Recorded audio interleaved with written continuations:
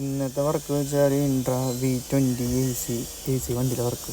എന്താ വർക്ക് വെച്ചാൽ ഇതിൻ്റെ സെറ്റ് വർക്കാണുള്ളതാണ് കസ്റ്റമർ പറഞ്ഞ കംപ്ലൈൻറ്റ്. അപ്പോൾ ഞാൻ നിങ്ങൾക്ക് വേണമെങ്കിൽ ഒന്നുകൂടി കാണിച്ചു തരാം.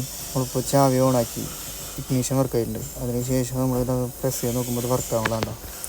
ഇപ്പോൾ സെറ്റിലേക്ക് ഒരു കണക്ഷനും വരുന്നില്ല. അപ്പോൾ നമ്മൾ അതിൻ്റെ ബാക്കിലുള്ള വയറിങ് ചെക്ക് ചെയ്യാം. വയറിങ് ചെക്ക് ചെയ്യുക പറഞ്ഞാൽ നമ്മൾ ടെസ്റ്റ് ലാമ്പ് എടുത്ത് ചെക്ക് ചെയ്യണം.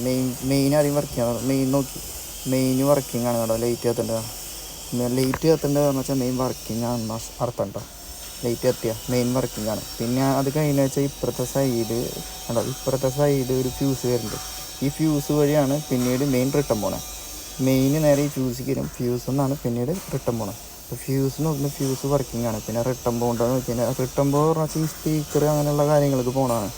അപ്പോൾ അത് നോക്കുമ്പോൾ അതും വർക്കിംഗ് ആണ് കണ്ടോ. അതും കത്തുണ്ട്. അപ്പോൾ വയർ കണക്ഷനിലൊന്നും ഒരു കുഴപ്പമില്ല. അപ്പോൾ ഇനിയുള്ള പ്രശ്നം ഈ സെറ്റാണ്. സെറ്റ് മാറിക്കഴിഞ്ഞാൽ വെച്ചാൽ ഈ ഒരു പ്രശ്നം ശരിയായി. ഇതാണ് ഇന്നത്തെ വർക്ക് കേട്ടോ.